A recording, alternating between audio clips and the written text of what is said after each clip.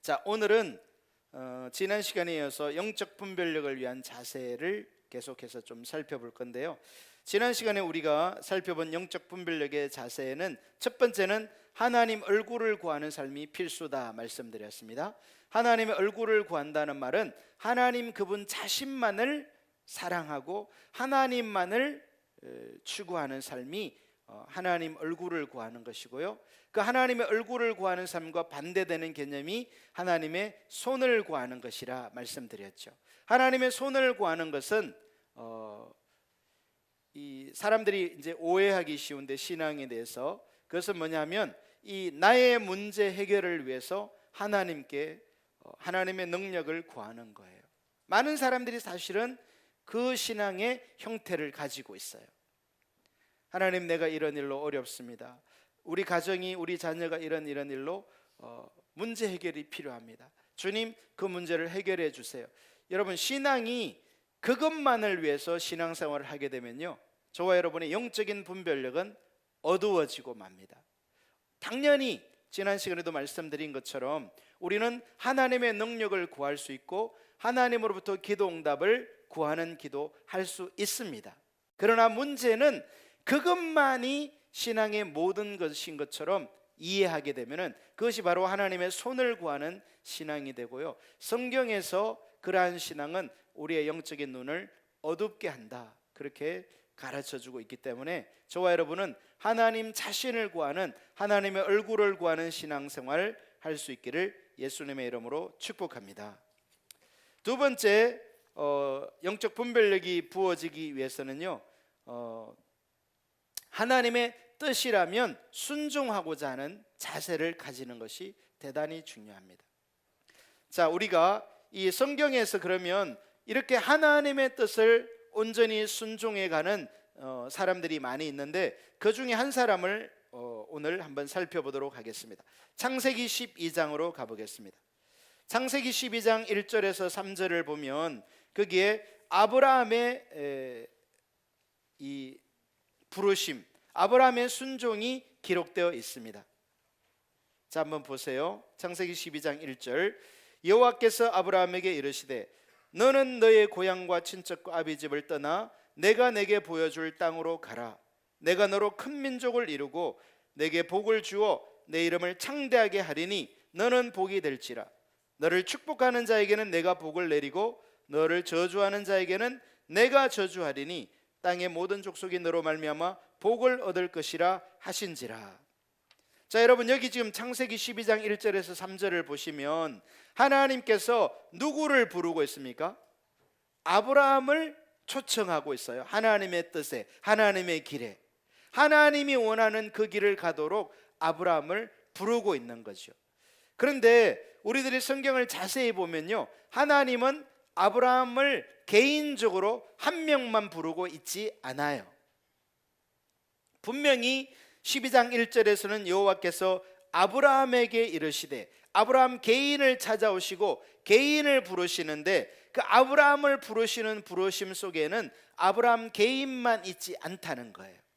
무슨 말인지를 2절을 보시면요, 이 하나님의 계획 플랜을 볼 수 있는데 내가 너로, 아브라함으로 큰 민족을 이루고, 그러니까 하나님은 아브라함을 부르시지만 그 아브라함 속에는 믿음으로 보면 뭐가 있는 거예요? 큰 민족이 아브라함을 통해서 생겨나게 되는 거예요. 여러분, 이것은 아주 중요해요. 우리가 영적 분별력이 위해서는 하나님을 구하고 하나님의 뜻에 순종하는 게 중요하다 말씀드렸잖아요.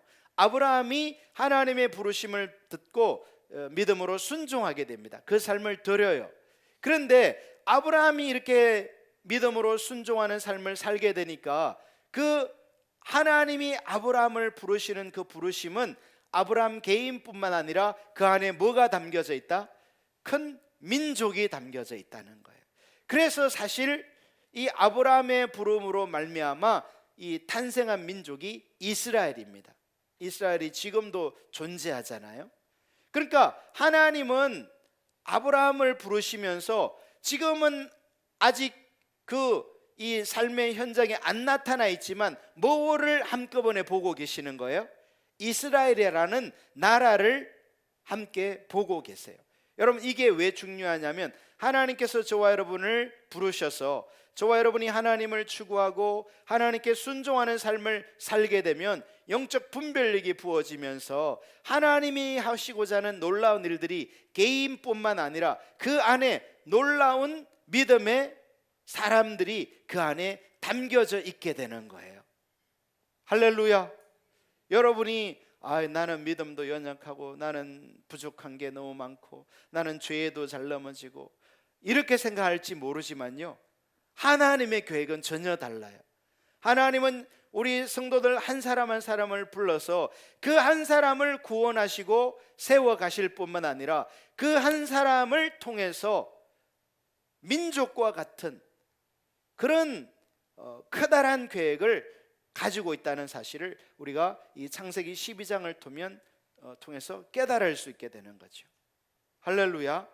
뿐만 아니라 그 2절을 보시면요, 내가 너로 큰 민족을 이루고 내게 복을 주어 내 이름을 창대하게 하리니 너는 복이 될지라. 여러분, 하나님이 아브라함을 부르셔서 아브라함이 하나님께 순종하면요, 그 안에 민족이 세워지고요, 또 하나 중요한 가치는 뭐냐면 아브라함이 뭐가 된다?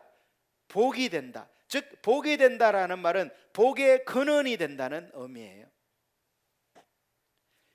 여러분이 세상을 살아가면서 복받기를 원하시죠? 할렐루야. 복을 싫어하는 분 아무도 없잖아요. 모두가 다 복받기를 원해요. 근데 사실 여러분, 우리가 원하는 복은요, 자칫 잘못하면 그것이 하나님이 기뻐하지 않는 복을 요구할 수 있어요. 여러분, 우리가 그냥 단순히 우리가 원하는 복을 생각해 보면 그저 우리는 이 땅에서 잘 먹고 잘 살고 편안하게 큰 어려움 없이 사는 것을 우리가 원하거든요. 근데 하나님은 전혀 다른 계획을 가지고 계세요.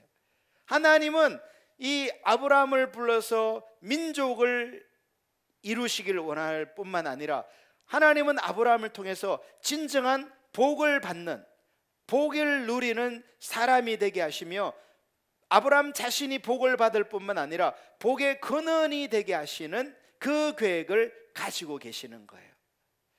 그리고 저와 여러분이 이 성경을 통해서 볼 수 있는 복은 뭐냐 하면 하나님이 복이에요. 할렐루야. 여러분, 저와 여러분이요, 이 신앙의 관점이 바로 세워지지 않으면 하나님께서 저와 여러분에게 주시는 뭔가 좋은 선물을 복이라고 생각할 수 있어요. 뭐 좋은 집, 좋은 차, 좋은 직장, 좋은 배우자, 좋은 교회, 어떤 하나님으로부터 오는 좋은 것들, 선물들을 복이라고 생각할 수 있는데요, 그것도 복은 복이죠. 그러나 성경이 우리들에게 가르쳐주는 진정한 복은요, 하나님이 주시는 어떤 좋은 선물들, 그것이 복이 아니라 그 복을 주시는 하나님 그분 자신이 복이라는 사실을 깨달을 수 있기를 예수님의 이름으로 축복합니다.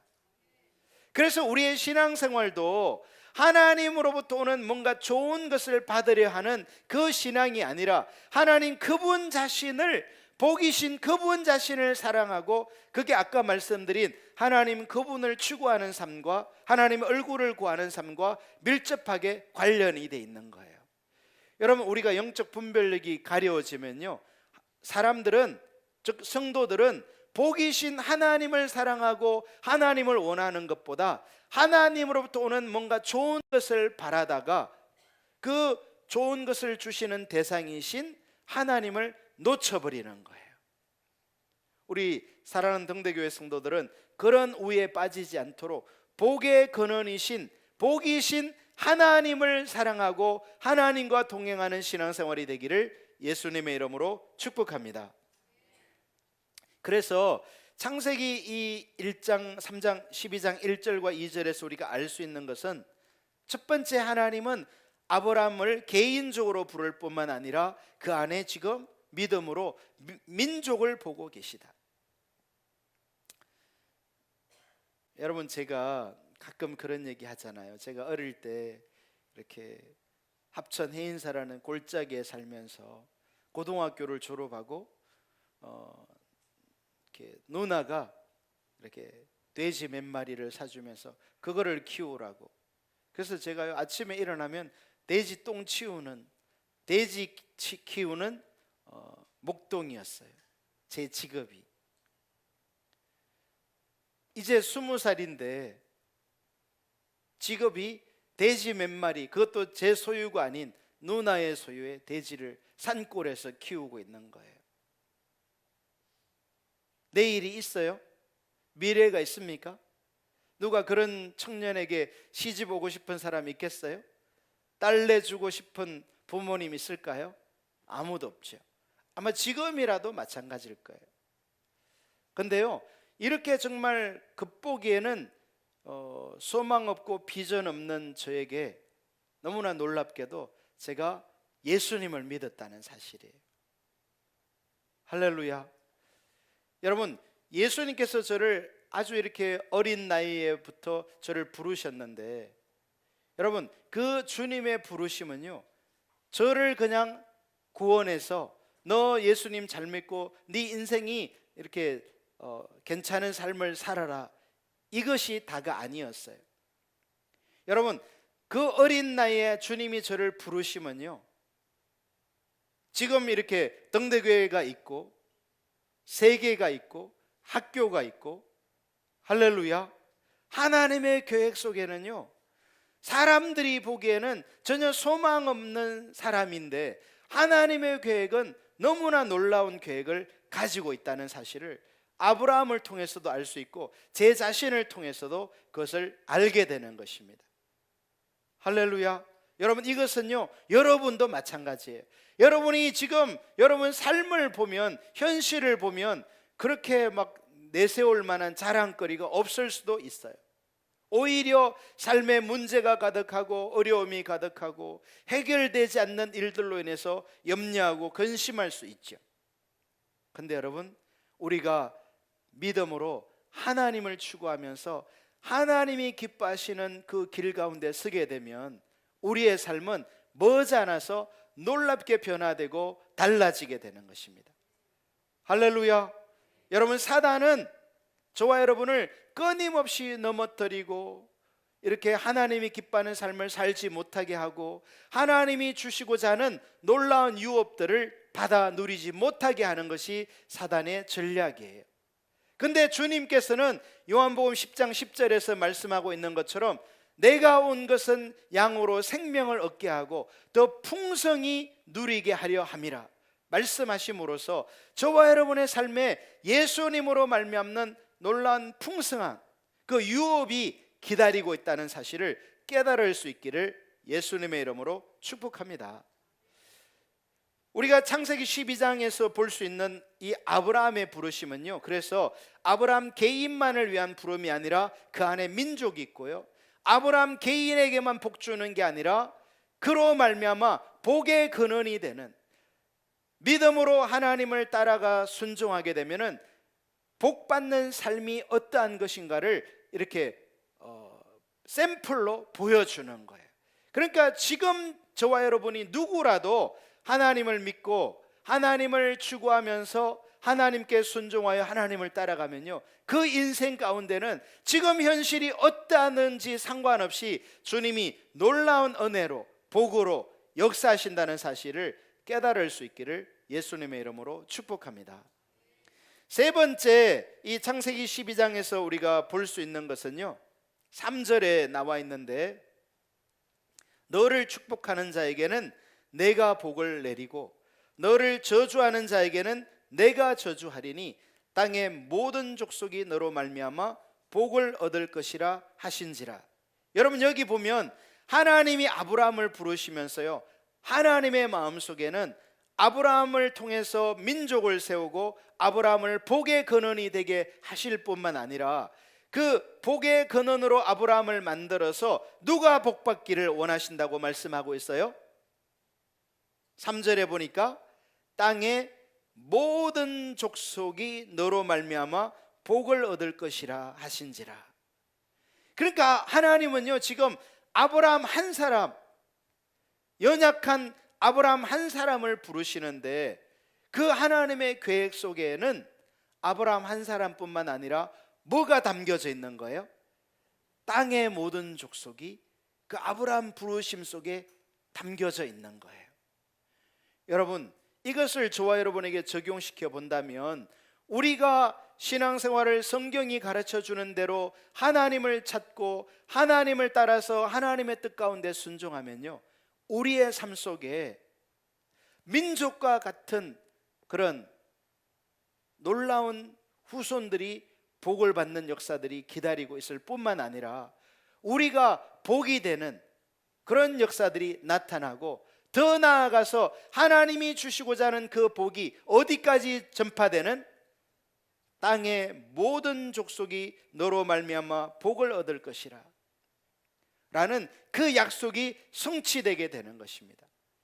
사실 아브라함이 살아있는 생전에는 이 약속이 이루어지지 않았어요. 하나님께서 이 창세기 12장 1절에서 3절에서 아브라함에게 하신 이 약속은 나중에 수백 년, 수천 년이 흐르면서 이루어지게 되는 거예요. 그러니까 아브라함이 당대에 살아서는 하나님의 이 모든 약속을 다 누리고 다 응답받지는 못했어요. 그러나 이 하나님의 약속은요, 없어지지 않고 수백 년이라는 세월을 지나면서 또는 수천 년이라는 세월을 지나가면서 하나님이 아브라함에게 주신 이 세 가지 이 약속은요, 그대로 이루어지게 되는 거예요.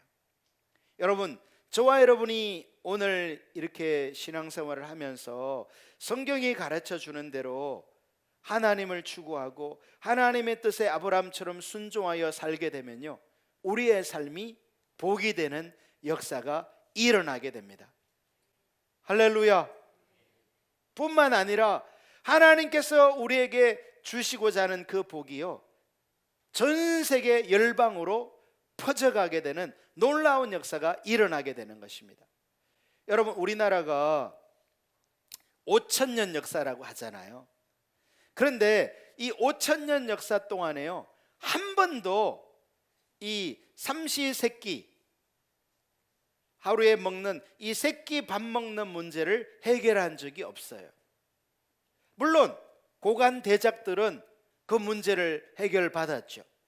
그러나 모든 백성들이 배고프지 않고 배부르게 밥 먹을 수 있는 시기는요, 5,000년 역사에 한 번도 없었어요.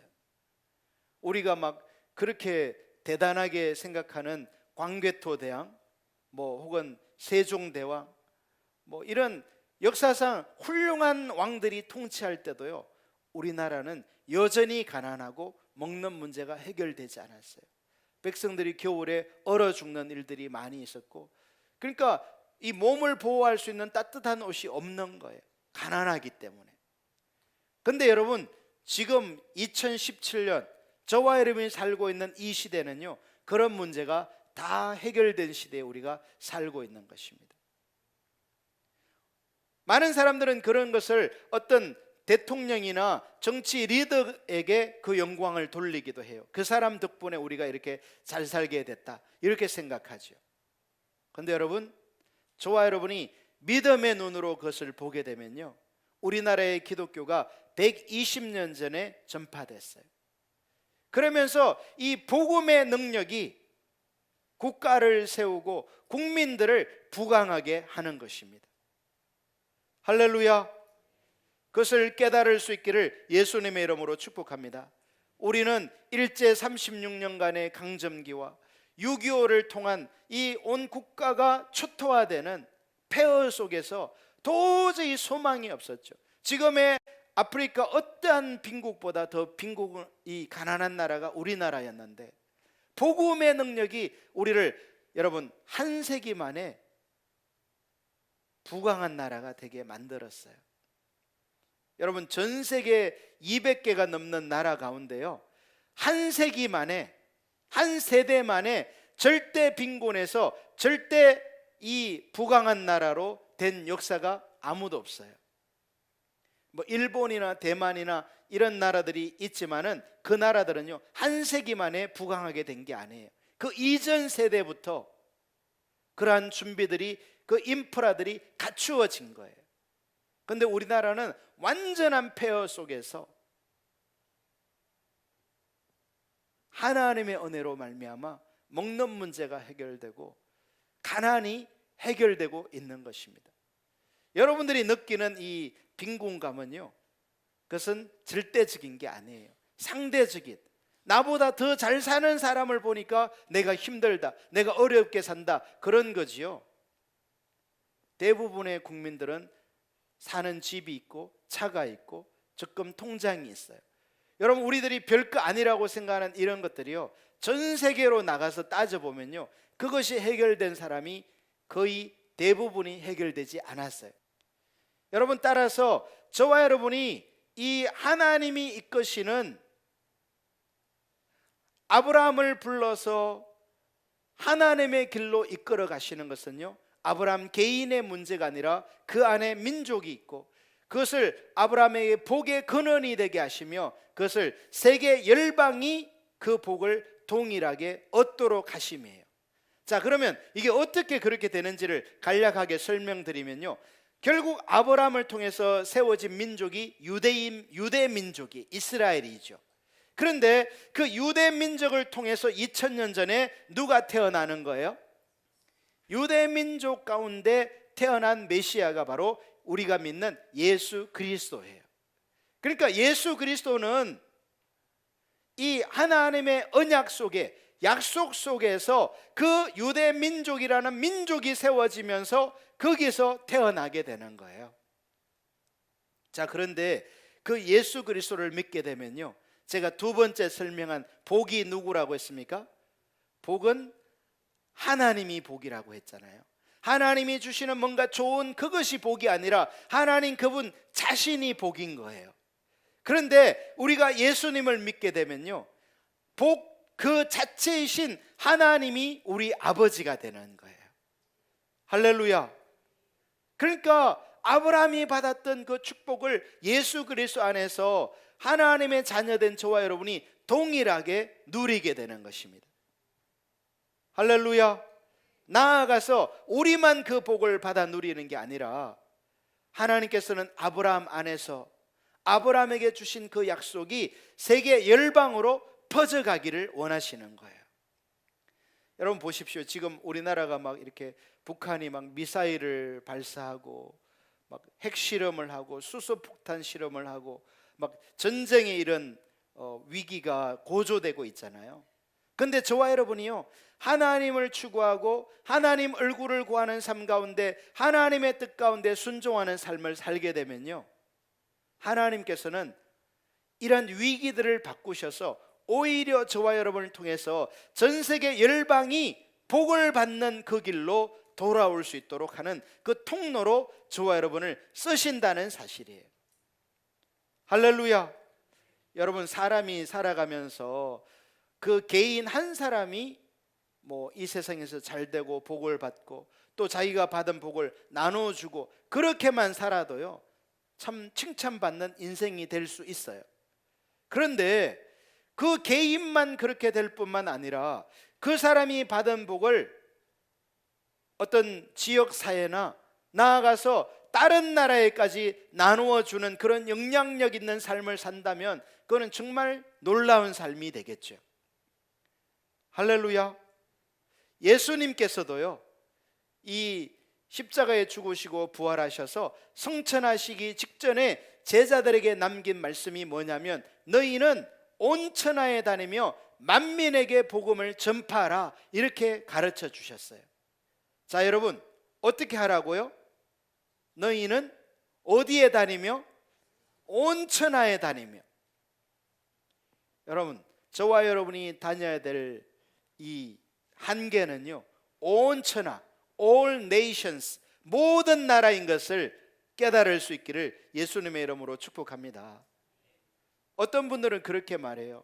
아니, 지금 우리나라에도 복음을 다 못 전했는데 뭐하러 비싼 돈 들이면서 외국까지 가서 선교를 하느냐. 여러분, 우리가 많은 대가를 치르고 외국까지 나가서 선교를 해야 될 이유는 그것이 누구의 명령이기 때문에요? 예수님의 명령이기 때문에 그래요. 예수님께서 너희는 온 천하에 다니라 라고 말씀하셨기 때문에 우리는 그것이 힘들고 대가가 요구되고 비용이 요구되더라도 순종하는 거예요. 할렐루야. 뿐만 아니라 예수님은 그냥 온 세계에 유람단이라 관광단이라 재밌는 거 구경하라 이렇게 말씀하지 않았어요. 우리로 하여금 뭐하라?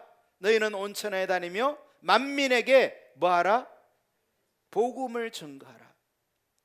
예수님이 우리의 구원자가 되시고 십자가에 죽으시고 부활하셔서 사망의 권세를 깨뜨리고 원수들의 세력을 멸하신 구세주인 것을 증거하라. 그러면 그것을 믿는 자들은 구원을 얻게 될 것이고 삶이 달라지게 될 것이고 아브라함에게 약속한 그 복을 동일하게 누리는 자가 될 것이다.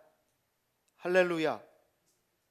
여러분, 그래서 우리의 삶은요, 개인이 복을 받는 삶으로 부름받은 것뿐만 아니라 이 놀라운 변화된 인생이 전 세계 열방으로 나아가서 그 하나님이 주시고자 하는 복을 나누어 주는 자로 복된 삶으로 지금 부름받고 있다는 사실을 깨달을 수 있기를 예수님의 이름으로 축복합니다. 여러분, 등대교회가 하나님의 부르심이 바로 그거예요.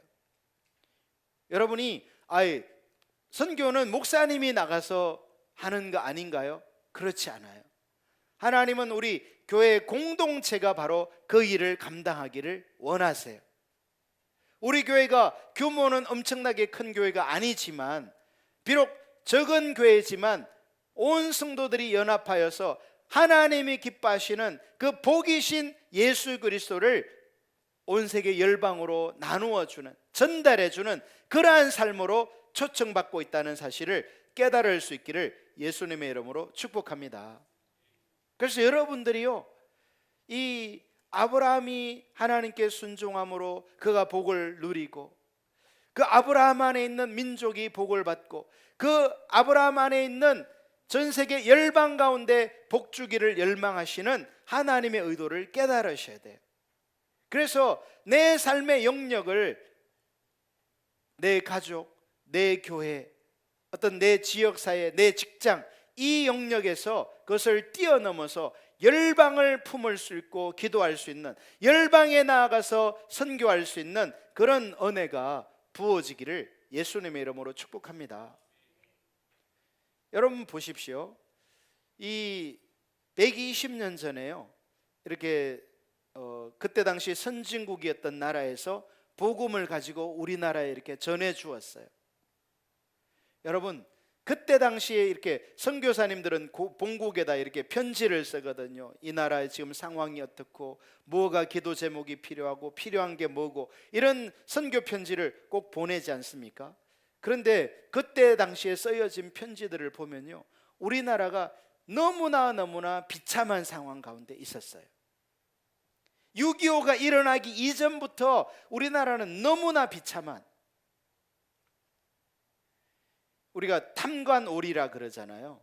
이렇게 관리들이 부패하고 백성들을 괴롭히는 사람을 탐관오리라고 하는데, 이 대부분의 그때 당시 100년 전에 우리나라에 있던 이 관리들이 그런 모습이었다는 거예요. 그럼 왜 관리들이 그러면 그런 부패한 모습을 띠고 있었는가? 그 관리가 된 경로가요, 어떤 과거 시험을 치룬다거나 공정하게 경쟁해서가 아니라 이 한양에 있는 고위 관리들에게, 영의정, 자의정, 우의정들에게 뇌물을 주어서 관리가 되는 거예요. 그러면 내가 관리가 되면 그동안 뇌물 준 거 있잖아요. 그것을 이렇게 되찾으려고 하다 보니까 밑에 있는 국민들을 괴롭히는 이런 안 좋은 구조가 이렇게 고착화되어 있는 거죠. 그래서 한두 사람이 이것을 뜯어 고칠 수가 없는 거예요. 여러분, 그때 당시 선교사들이 왔을 때 그 정도로 심각한 나라였어요. 그런데 여러분, 이 복음이 전해지니까 그 심각한 문제들이 서서히 해결되면서 고쳐지면서 오늘날과 같은 이러한 정말 전 세계 10위에 해당되는 나라가 된 것입니다. 우리들의 노력이 아니에요. 하나님의 은혜고 복음의 생명력의 역사인 것을 깨달을 수 있기를 예수님의 이름으로 축복합니다. 그러면 이제 우리는 어떻게 해야 되겠을까? 우리는 지금 이제 무엇을 해야 됩니까? 하나님의 은혜로 부어진 것들을 그저 누리고 그 풍요 속에서 살면 다일까요? 아니에요. 저와 여러분들이 이제 하나님의 은혜로 부어진 것들을 우리 다음 세대에게, 후손들에게 물려줘야 되고, 지금 그것이 잘 유지되도록 하나님의 은혜를 지속적으로 구해야 되는 그 자리에 우리가 서 있는 거예요. 아멘. 그런데 사단은 우리로 하여금 하나님을 찾지 못하게 하고 하나님의 뜻에 순종하지 못하게 해서 자기 마음대로, 자기 뜻대로, 자기가 하고 싶은 대로 살게 함으로 인해서 그 하나님의 유업이 끊어지도록 하는 회방을, 영적 공격을 하고 있다는 사실입니다. 우리 동대교회 성도들이 그 분별력이 부어져야 돼요. 그래서 하나님이 아브라함을 부르실 때 그런 계획을 가지고 있는 것처럼 하나님이 우리를 부르실 때도, 우리 개인 한 사람 한 사람을 부르실 때도 영적 분별력이 부어져서 하나님의 유업을 받고 누리는 삶으로 부르신 거구나, 이것을 깨달을 수 있기를 예수님의 이름으로 축복합니다. 여러분, 우리가 이것을 인식하게 되면요, 우리 주변에서 일어나는 남과 북, 미국과 일본, 주변에 있는 러시아와 이 중국, 이런 위기들이요, 그 위기가 너무나 크고 무섭지만 하나님의 탁월한 지혜 안에서는 그것들을 극복하게 하시는, 위기가 변하여 기회가 되게 하시는 그런 역사들을 하나님은 일으킨다는 사실을 깨달을 수 있기를 예수님의 이름으로 축복합니다. 여러분 보십시오. 작년 초만 하더라도요, 우리나라와 중국은 엄청나게 사이가 좋았어요. 관계가 좋았죠. 그런데 지금 와서 보면요, 불과 1년밖에 안 지났는데 마치 중국과 우리는 원수처럼 막 중국에 진출해 있던 우리나라 기업들이 이렇게 지금 철수하고 있지 않습니까? 이마트라든지 롯데마트라든지, 중국에 그렇게 막 수십만, 수백만씩 오던 관광객들이 지금 하나도 안 오고 있죠. 현대자동차도 좀 위기라 그러고. 왜 이렇게 됩니까? 이것은요, 국가는 이 영원한 친구가 있을 수 없어요.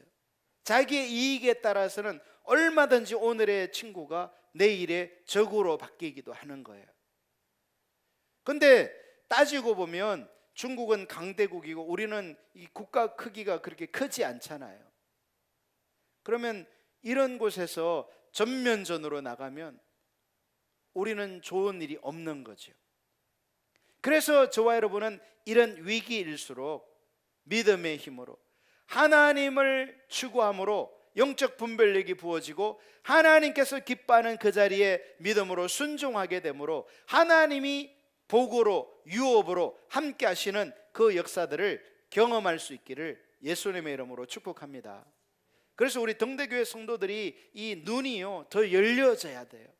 내 개인만 보는 신앙에서 우리가 살고 있는 이 천안과 아산, 이 도시를 품어야 되고요, 거기서 더 나아가서 남한과 북한을, 더 나아가서 이 전 세계 열방을 품고 기도하는 그 사명이 우리에게 있는 거예요.